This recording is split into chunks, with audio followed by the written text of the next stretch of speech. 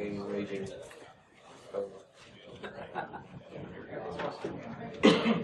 All right, guys, I'm going to go ahead and get started. Maybe a couple people still working their way in. This is mining data from the Windows Registry. My name is Jason Hale. I'm a computer forensic examiner with a local consulting firm based out of Louisville called One Source Discovery. Just to give you a little background on myself and how I got here. I graduated from U of L, the CIS Infosec program, went on to receive my master's from University of Central Florida in digital forensics, and been working in the computer forensics field for about six and a half years or so. Started in preservation and data recovery, and then the past 3 or 4 years I've really focused on forensic analysis. So a lot of my forensic analysis is on Windows systems, simply because that's pretty much what everyone's using, at least everyone outside of the IT realm. So with Windows forensics, one of the big key components of that is the registry. So we'll talk about the registry today and the implications from a forensic standpoint, as well as from a privacy standpoint. So I'm going to start off with a brief introduction, just kind of explain the registry, but just so I can kind of gauge where everyone's at here. Who has actually had experience with modifying the registry in some degree, whether that's clearing the page file at shutdown? Okay, good deal. So have any of you used it in an investigative scenario, so actually trying to figure out what's happened based on information you're seeing in the registry? Awesome. Very regular. Okay, so we got a few. So I won't spend too much time in the introduction. I'll spend a little bit just to make sure everyone's on the same page. Then we'll skip into the actual the meat of the presentation. I'll talk about some tools for extracting data from the registry. I'm really going to focus on 3 tools today. That way you guys can actually leave here, go home, and practice this yourself if you want. You don't have to rely on commercial solutions. I'll mention a couple of paid tools, but that's really just so you know about them. I'll then get into some interesting data that's stored in the registry. By no means can I cover everything today or even scratch the surface, but I'll give you a few tidbits that are interesting and that are useful. And then I'm going to move into the impact of anti-forensic or cleaning tools, really depending on the context in which you use them. But I'll get into how those affect the registry and what we can do to either recover those artifacts or make sure they're not recoverable. So if you have any questions throughout, feel free to just ask. So I'll try to keep this informal. I'll also try to leave time at the end for questions, but I can't guarantee it.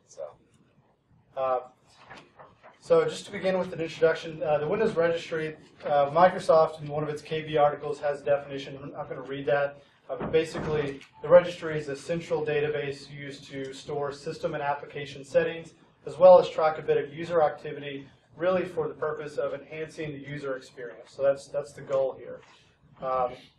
If you're on your live system, on a Windows system, you can go to the run bar, do regedit to actually see the registry and navigate it in a graphical user interface.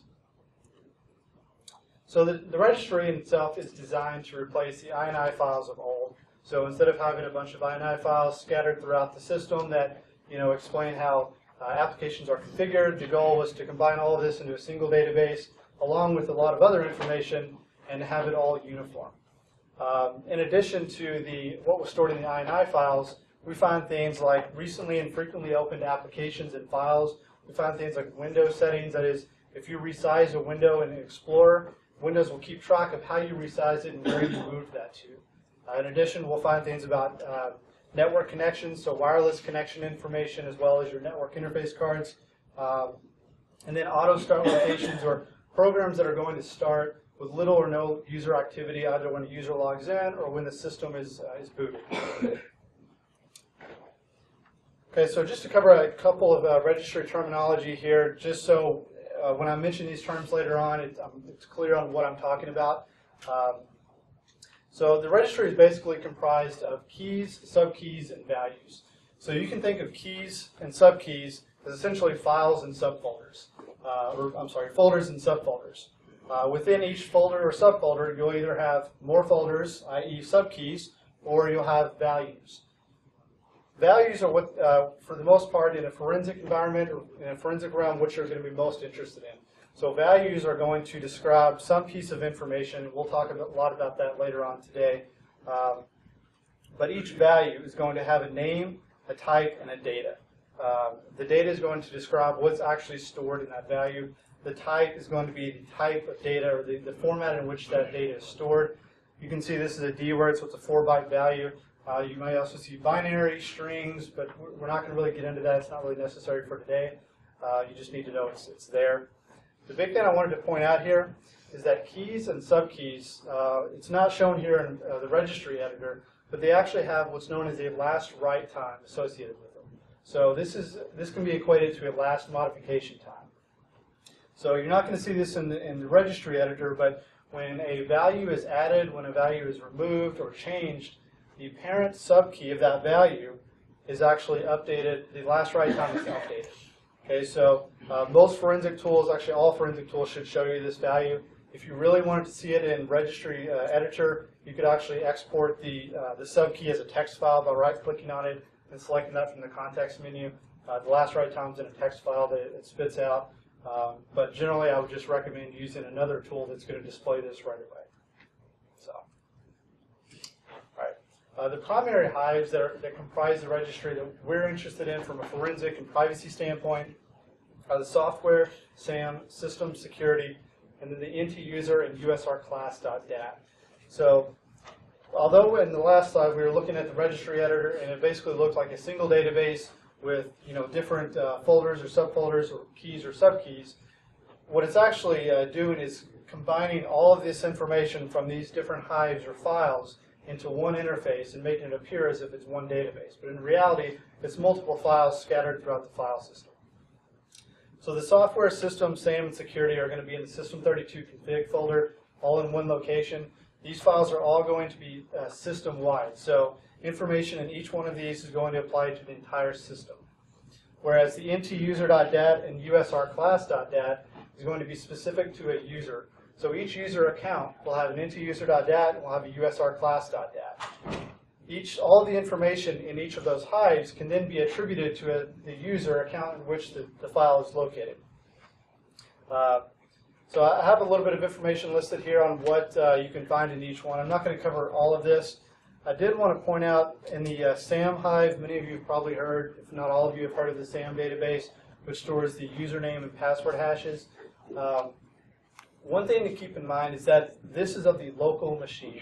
So I'm sure a lot of you are working in a corporate environment where Active Directory is in play. So if a user is logging in through the domain and actually using Active Directory to authenticate, then what happens is their information is going to be stored on the domain controller, not on this local machine.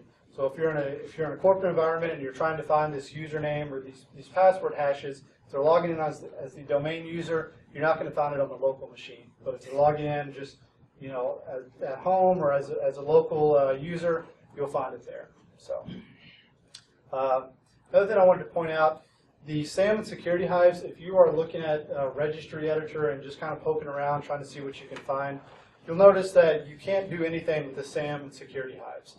So the system has, or the Windows has system level privileges on each of these hives, which means it's going to prevent you from actually accessing any data in either of those hives when you're using regedit.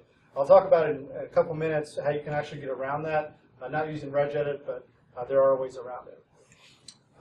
We'll talk about quite a bit of information in the INTI-user.dat and USRClass.dat, but the main reason those are important is because you can attribute the information in there to a particular user.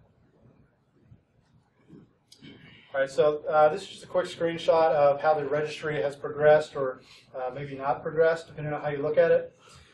So I actually have a screenshot up here of the registry for Windows 3.1. I don't know if anyone remembers that or has seen this particular screen, or has anyone actually messed with the registry in 3.1? Nice. So a couple of you out there.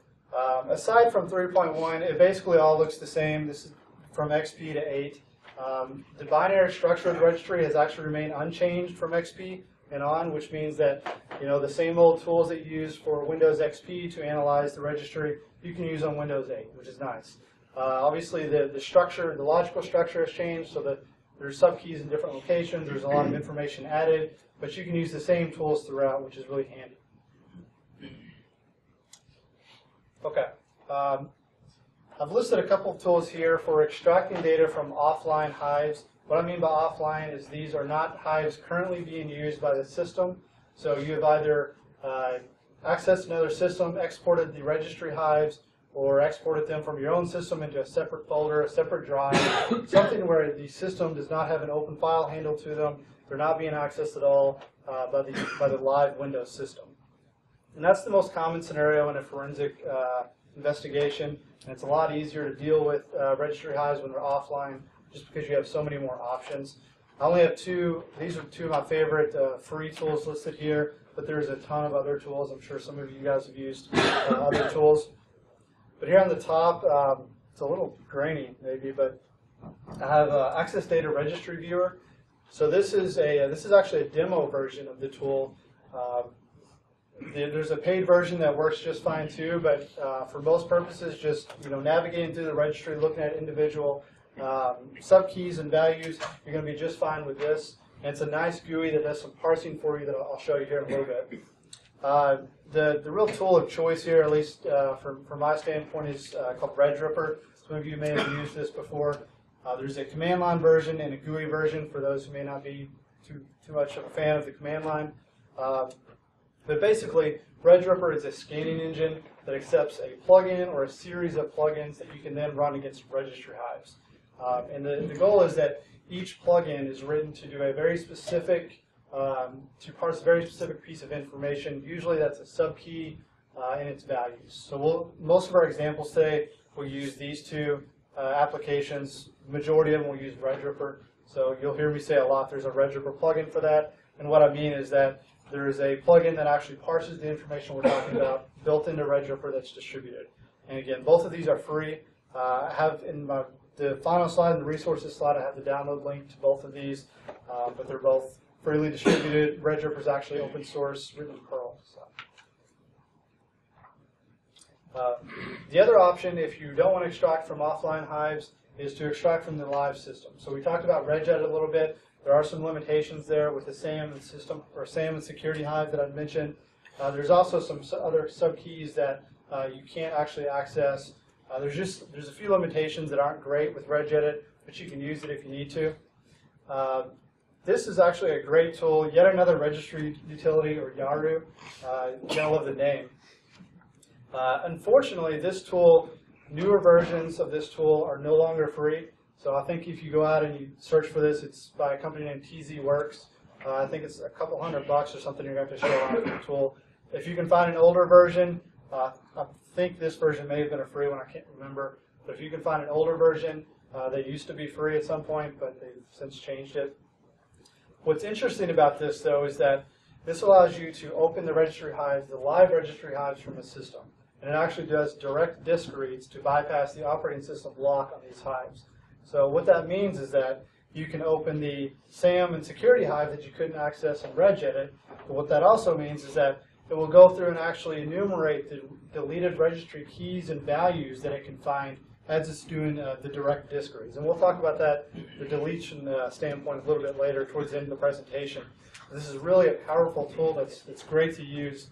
It's just unfortunately I don't think it's free anymore, but I did want to mention it because it's one of the cheaper ones you can find that has this level, that has this power. So, all right. So let's get into some interesting data that we can recover from the registry. I'm going to cover three main high-level topics. The first are going to be programs that have been executed, so places we can look to determine program execution. We'll look at file access, and then we'll look at the directory structure of external volumes.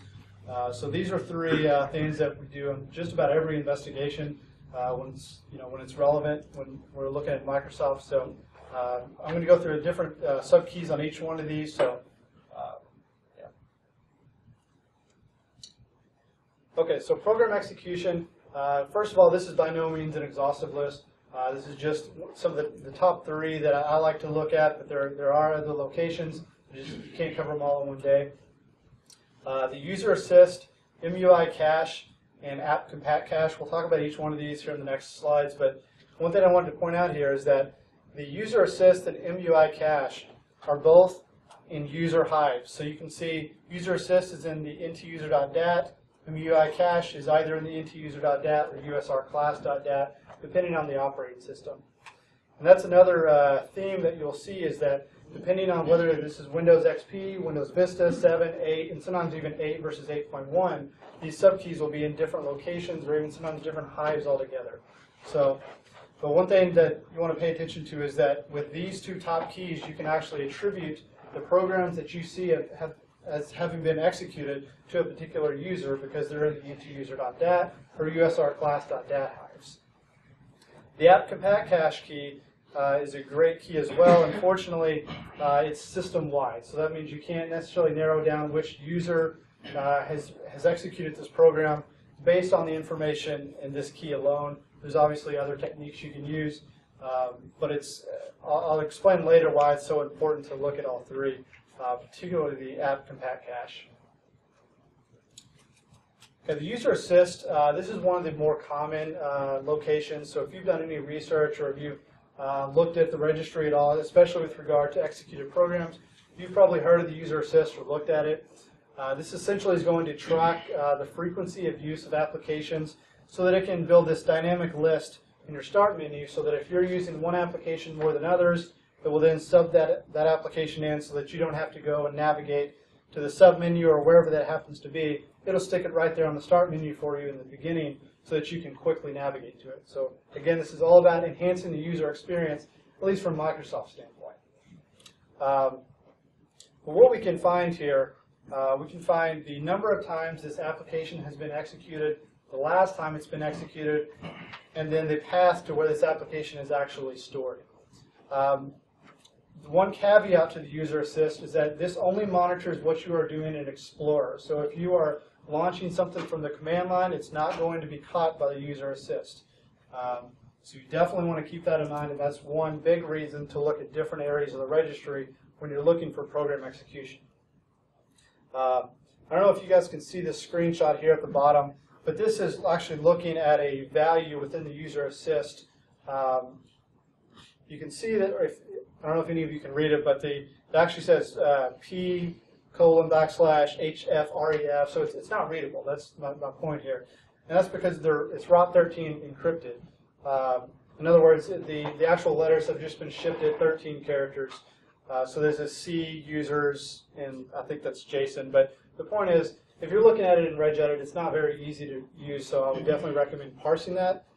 Luckily, Access Data Registry Viewer, even the demo version, will do this right off the bat for you. So if you actually just open the entuser.dat that you're interested in, navigate to the UserAssist, you can see here I have one of the values within the UserAssist selected.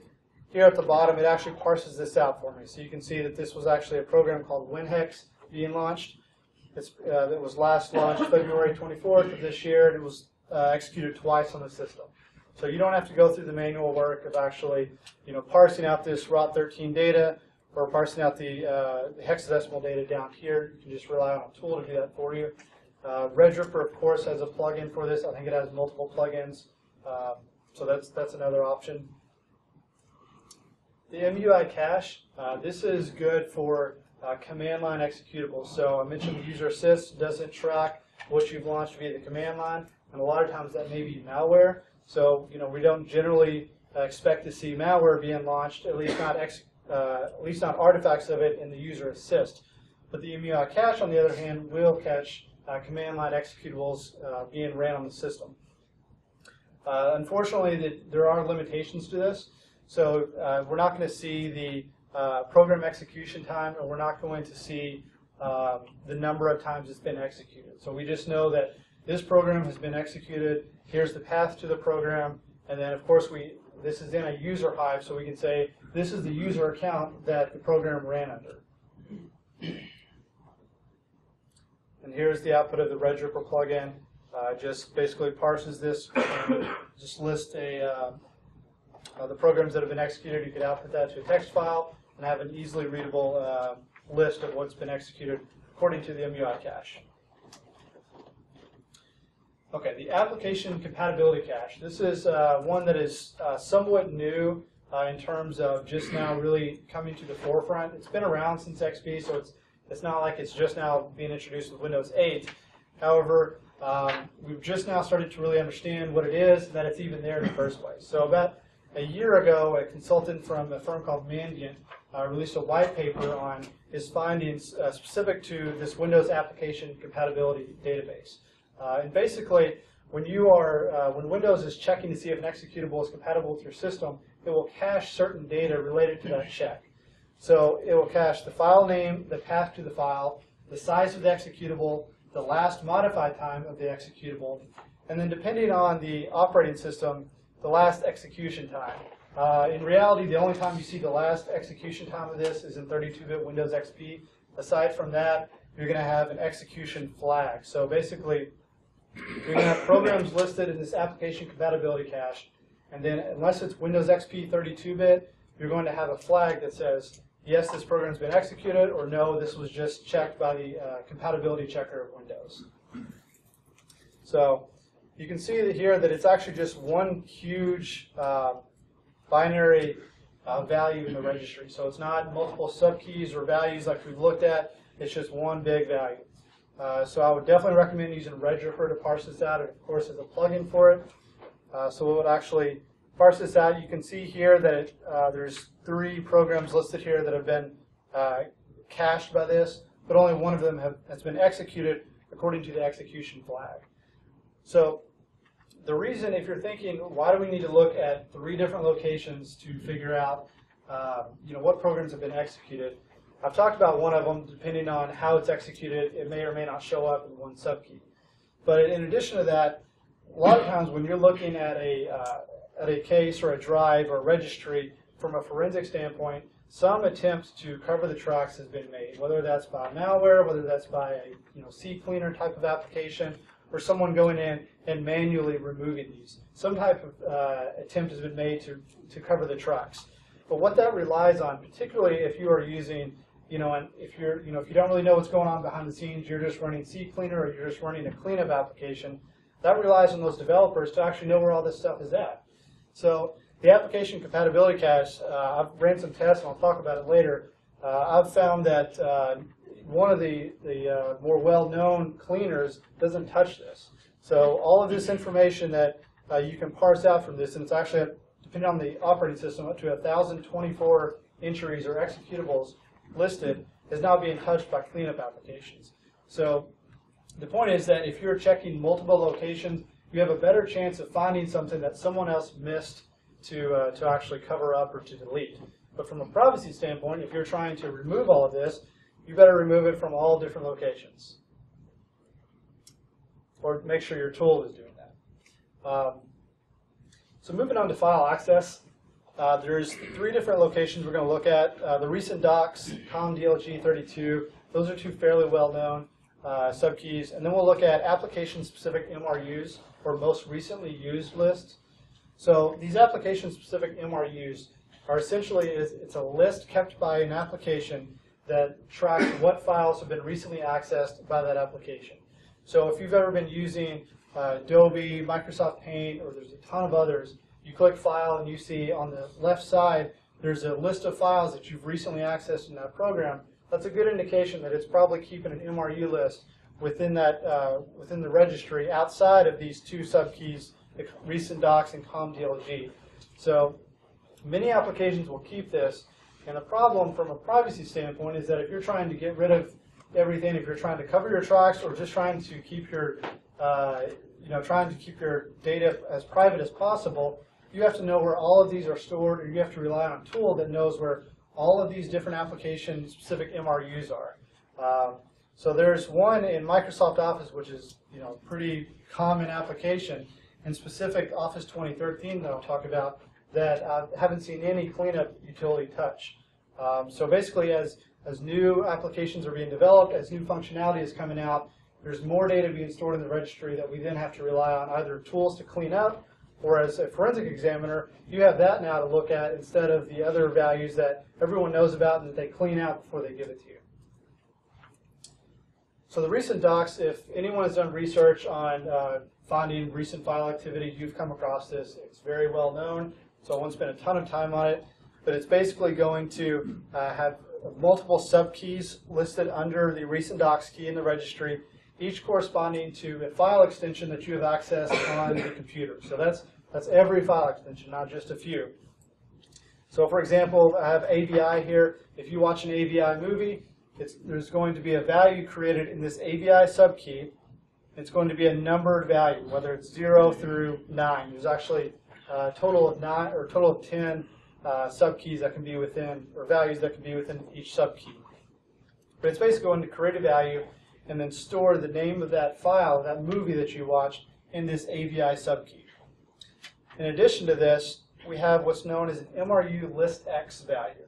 So this is essentially yet another value within the subkey that tracks the order in which these numbered subkeys or these files were accessed. So if we looked at an MRU list X, what we would see is essentially it may say 0, 1, 2, 3, where 0 is the number, is the value that was most recently accessed. Make sense? Kind of? So what we can do though with that, once we figure out what is the most recently accessed file within this subkey, remember that the subkeys and keys will contain a last write or last modify time. We can then look at that last write time and figure out what time that actual file was accessed. And again, we can only do that with the most recently accessed, but it's better than nothing. And I'll talk a little bit later about how we can kind of expand that. But just due to the way this is laid out, the fact that it tracks every single every single extension, you may find references to hundreds of files. It's not uncommon at all to see that, assuming that this system has not been cleaned in any way.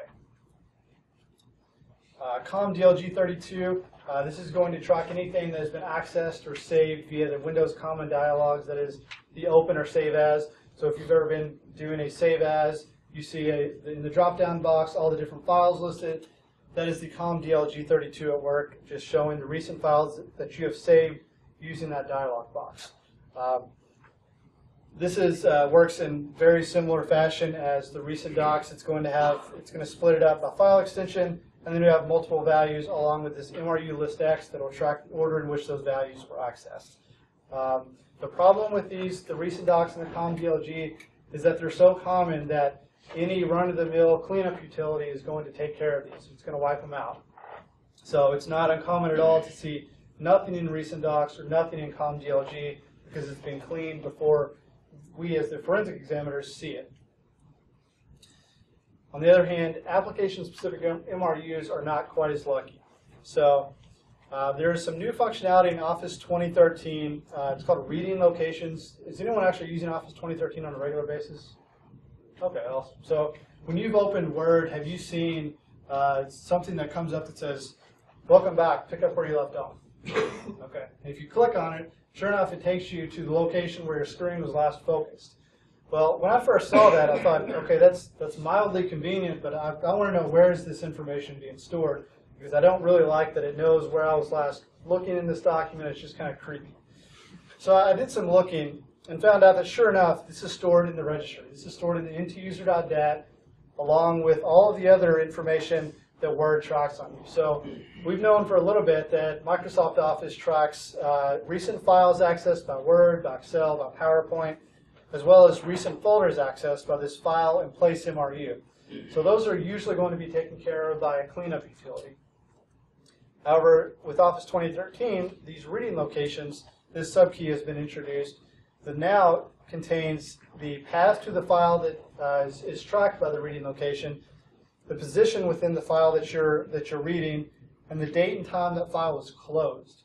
Okay, so in the event that someone has run a cleanup utility, or you are running a cleanup utility, and you clear out the file MRU and place MRU, most likely, unless you're using something that I haven't seen or the tool has just been updated, it's not going to touch the reading locations. This is not a well-known location.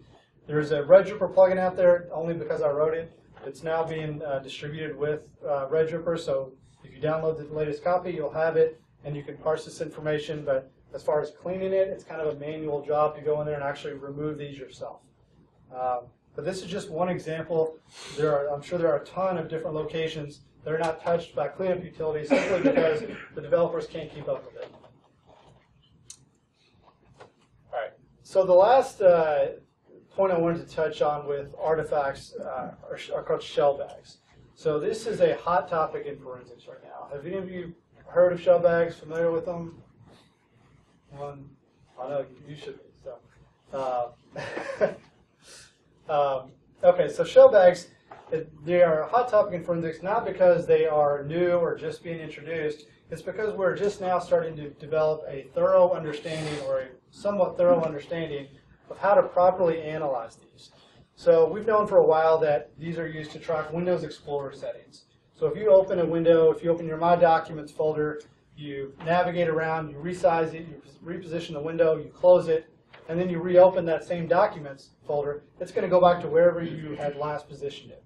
So that's stored in the Shellbag. So that's nice. We've known that for a little bit. But what we can do with Shellbags, now that there's some more research coming out that shows better ways to actually analyze and interpret this data, we can actually use Shellbags to determine the directory structure of volumes that we don't have access to. So we're talking about external devices that someone has plugged in. We're talking about encrypted volumes that have been mounted on the system, network shares, deleted directories that used to be on the system. So when you delete a directory, it's not going to clear that entry out of Shellbags. It's just going to delete the directory itself. So there is a ton of information potentially stored in Shellbags that can really lead you to figure out what types of files a user has been accessing based on folder names, or at least what volumes they may have access to. In addition to compiling the directory structure, we have the directory modified access and creation times, at least at the time the Shellbag was created. And then sure enough, we have another MRU list X that shows us the order in which these subdirectories were accessed. So I have a non-confusing screenshot here that shows you, if you're looking at regedit, what Shellbags actually look like. And this is just a small portion. So you can see that there is a ton of information here. It scrolls down much, much farther. But basically, each of these numbered subkeys here refer to a folder or a subfolder. So as you navigate through a volume, more numbered subkeys are going to be created, and then more numbered values on the right are going to be created. And these also correspond to more folders. If you look at each value, you're going to see that you have the name of the folder here at the bottom, and then I've pulled this out just to show you, but this is the modification date of this folder. And then you also have the creation and access date of this folder stored within there as well. Obviously, this is not a manual job. You don't want to go through and do this yourself. There's a Registry plugin for it, obviously. Well, maybe it's not obvious, but it's good for sure. So you can actually use Registry to parse this information out. Neursoft has a tool you can look at. I haven't used it, but I know that it's out there. And we'll look at a really cool tool here in a minute that I just came across putting together this presentation that parses these as well. All right, so let's talk a little bit about anti-forensic or cleaning tools, depending on how you use them. If you use them before you give them to me, sometimes I may call it an anti-forensic tool. But if you're using it just because you want to keep your system secure and private, it may just be a cleaning tool. I'm going to take a look at CCleaner and Privazer. Has anyone used, I'm sure people have used CCleaner. Has anyone used Privazer? Well, no. Nobody? Cool. Does everyone use CCleaner? Okay. So basically, these are tools that allow you to select certain types of information, like Explorer, MRUs, temporary internet files, just certain categories of information, and then you can selectively delete that from both the file system as well as the registry. So, these tools expand way out from the registry, and only a portion of them actually touch the registry. But in any event, their claim is to clean the system or to remove sensitive data that you would not want someone else to see. One thing that to keep in mind here is that the versioning of these tools can play a significant role. So I've talked about, it's how difficult it is for application developers to keep in touch with, okay, now there's this application compatibility cache, I better keep that in mind. There's all these reading locations. So it's difficult for app developers to program in all of these different keys to make sure they go through and wipe these or delete them. So if you have an older version, you may miss out, if you're trying to clean your system with an old version, it may miss out on some newer artifacts or just little known artifacts. One example here is I tested both of these, CCleaner and Privazer, and CCleaner does not touch the application compatibility cache. So there were a few hundred entries on this particular machine I was looking at. Privazer cleaned it out, did a good job. CCleaner did not touch it. So all of that information is still there after CCleaner was executed. It's not on the slide, but CCleaner also did not do a very good job of cleaning Shellbags. Privazer also did a good job, so I've actually been fairly impressed with what I've seen thus far with Privazer. Here's the tool I was talking about, Privazer Shellbag Cleaner. Has anyone heard of this or used this tool? I had never heard of it before, never seen anything like it until I was just doing a little bit of looking for this presentation. And essentially what this allows you to do is to scan your system specifically looking for Shellbags. So you can see that here you have 571 Shellbags on this system, and it's grayed out, or I don't think you can read it, but there's like 71, 74 or something deleted, or Shellbags referencing deleted folders that it found. So what this tool allows you to do is to first identify how many Shellbags you have and what information that's referencing. So you can see here that all of these folders that are referenced by Shellbags have been deleted. So we have one from John the Ripper, and then just random new folder. These are all folders that no longer exist on the system but are still being referenced by Shellbags. And this tool is able to actually go in and identify those just by running an analysis on it. But what's really interesting is if you click clean, which is kind of, it's blocked by this other screenshot here, but if you click clean, you have these options here that are really pretty powerful. So you have the ability to clean only the deleted or Shellbags referencing deleted folders, which is very interesting, external or network folders, as well as existing folders and so on. So you can actually selectively delete Shellbags, which I haven't seen in any other tool. Some tools don't delete them at all. So the fact that you can go in and pick what types of Shellbags you want to delete is really pretty powerful. But what I found particularly interesting, and it's kind of hard, at least from my angle, to read, but this option, this top option here under additional cleanups, is scrambled dates.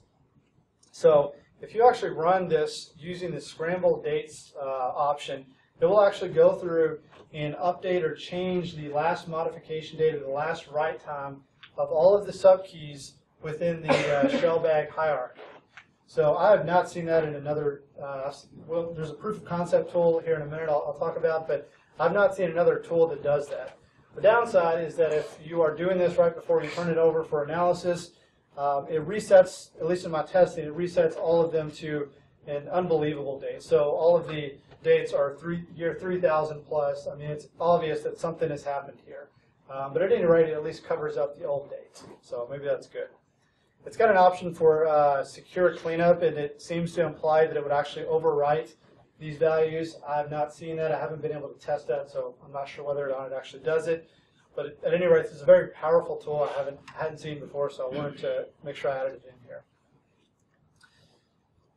All right, so if let's talk a little bit about what these tools actually do, and it's really straightforward.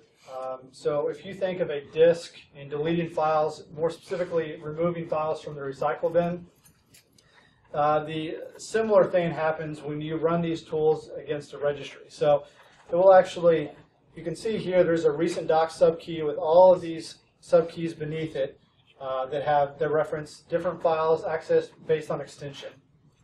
So this is before running CCleaner, Privazer, any cleanup utility. After you have nothing, it deleted all the subkeys. So that's essentially what it's doing. You'll notice here that the RecentDocs subkey is still there. In the past, what we've seen is that some tools will actually wipe out the RecentDocs key altogether. The problem with that is that, well, it's not really a problem, but from a forensic standpoint, if the RecentDocs key doesn't exist at all, we know something has happened because it should always exist regardless of whether you've accessed files. So now most tools are just cleaning out all of the subkeys, so it's not maybe quite as obvious that a cleanup has been executed. Here's another screenshot. This one is actually using a forensic viewer to see the differences after. So here you can see there's an Excel file MRU, so this is an application-specific MRU with all these items listed before running. After running, it's kind of hard to see in this on this screen, but this file MRU is actually grayed out here. So what that means for this particular tool is that this subkey has been deleted, but we're still able to actually see this within the context of the hierarchy. So just because a file or a subkey has been deleted does not mean it is not recoverable. So I think the next slide actually goes into that, but the same unallocated space concept applies to registry hives to an extent. But the point here is that you can still at some point see that a particular subkey has been deleted and where that subkey used to exist, which can be very powerful.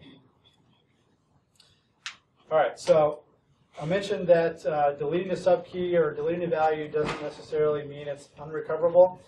The reason is that when the tool is doing this or you are doing this, when you actually delete a subkey, if you actually get down to the raw data, what's happening is that there's a record length field. If you're looking at the data structure of the value itself, the key itself, there is a record length field that's simply changed from negative to positive, which may seem a little backwards, but at any rate, that's what happens. So it's not like the entire key is immediately reused, or it's wiped out, or it's not even sent out to the disk or the file system's unallocated space. This is still within the contents of this registry hive. You may have multiple values and subkeys that are still recoverable and deleted. So if you're going to do this manually, since I'm sure most of you are just going to open a hexadecimal editor and scan down through a registry hive, what you'd want to do is look for you'd want to look for the signature for subkeys or values, and then determine whether or not the record length field is positive or negative. So when tools are presenting this information to you, when they're presenting the deleted records from a hive to you, that's all they're doing. They're just looking at the record length field saying, is this positive or is this negative? And if it's positive, it's saying, okay, this is deleted. And then some tools will actually try to piece together where that used to exist. So they'll try to piece together what the parent subkey is and so on. So where it used to exist within the hive. That's not always possible. But at any rate, most try to do it. There's a couple of tools, free tools. Yaru, there's a caveat, obviously, unless you find an old version, that is now a paid tool. But that I mentioned earlier is a nice GUI that allows you to actually isolates the deleted subkeys and values into its own separate category that you can then look through and see maybe what's been deleted before it got to you, or what the user is deleting, or just for your own testing purposes. There's another, it's a command line tool called RegSlock. This was actually written by Yolanta Thomason. I'm probably butchering her name, but she actually wrote this tool a while back for I believe it was a thesis. At any rate, it's a great free tool that you can run. Simply just point a hive to it, and all it does is that grunt work we were just talking about. It goes through, looks for values or keys that have been deleted, and then you can redirect that to a text file. So then you have this big long text file of all the keys and values that have been deleted from an individual registry hive that are still recoverable at least. So RegSlock is great. It's a little tough to find.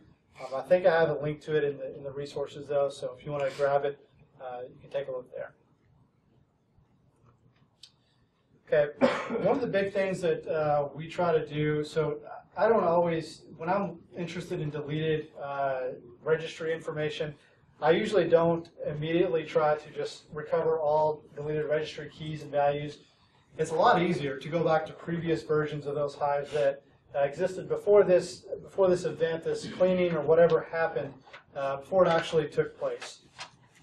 So we have things like restore points from XP and volume shadow copies from Vista Plus that we can use to actually go back and recreate the registry or view the registry as it existed in a point in time. So typically, unless it's been explicitly disabled, these resources, these restore points and volume shadow copies are going to be enabled by default on systems. So we can actually go back and see the into-user.dat at specific points in time when the volume shadow copy or the restore point was created. And what we can do is, if we figure out that, okay, CCleaner has been ran on this system, let's figure out when this was ran, and let's actually go back and see if there was a volume shadow copy created before that we can just then go back and use those values. Instead of trying to mess with all of the recovering deleted registry values or anything from the current hives. Let's just go back to an older version and recover it from there.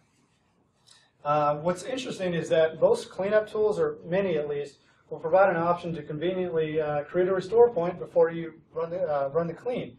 So if you are just an average user and you're going through, you're wanting to cover your tracks just before you do whatever, if you don't disable this option, if it's enabled by default, they'll say, do you want to create a restore point before, just in case something crazy happens?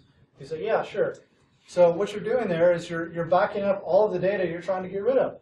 So from a forensic standpoint, we love that because we can go back, we see that, okay, some type of tool has been executed to clean this system. It looks like a shadow copy was created right before that. So we just go to that shadow copy and pull the information from there and don't really fool with the active hives at all. There's also an automated registry backup. So as of maybe Vista, I'm not sure on that, but there is a scheduled task that runs every 10 days on most systems that will just create a system backup of the system software, SAM and security hives in this regback folder. So you're not going to have user-specific hives, but there's another location here outside of the volume shadow copies, outside of the restore point, on the off chance that those are disabled. There's another location that actually keeps backups just in case you need them. So previous versions are really the big location I at least look first if I suspect foul play with the registry. So we want to harvest the data from these hives to see how information existed at a particular point in time. Earlier I've mentioned that the Privazer Shellbag cleaner had the ability to overwrite or the last write time of particular keys. That's the first tool I've actually seen, at least mainstream, that is using this. At the time I put this in the presentation, I hadn't seen the Shellbag cleaner, but there is a proof of concept tool called set reg time from a guy, I believe it's Joachim Scheidt. I may be mispronouncing that, but essentially this allows you to control what time you're going to set a last write time to in the registry. So what he's doing in this example here is he's changing the last write time of the mounted devices subkey to April 1st, 1976. And then he's then, of course, there's a Regripper plugin for mounted devices, so he's then running the Regripper plugin against that just to demonstrate that, sure enough, when you're looking at this, it's showing that that value has now been changed to, that last write time has been changed to April 1st, 1976. Before this, there were not a lot of tools out there, or any tools maybe, that existed to show that this was even possible. But he showed, I can't remember offhand what APIs he used, but he used built-in Windows APIs to do this. So it's not anything crazy he wrote. It's just a simple proof of concept. And obviously it's in use now with the Shellback cleaner. So it's very interesting. And finally, if we're looking to combat timestomped last write times, again, the first place I'm going to look, the first place I would recommend looking is previous version of these hives. So check to see if there's previous versions that exist before this event occurred, and don't even fool with what the times that are actually in the active registry. If that's not an option for whatever reason, remember you have embedded timestamps. So we talked about the UserAssist, and we talked about the Shellbags. There's a few others out there, but basically there are values that have embedded timestamps within them that are much, much, much more difficult to manipulate than the last write time of a subkey. So you can actually look at those to see if maybe it's out of context with the last write time of the subkey. And then the big one is to build a timeline of system activity. This is getting outside the realm of registry, but basically you can compile a timeline of everything that's happened on the system, whether that's applications being launched, files being created and modified, and put this all together to see, does this action, if this last write time has been updated, does that fit into what was actually happening on the system?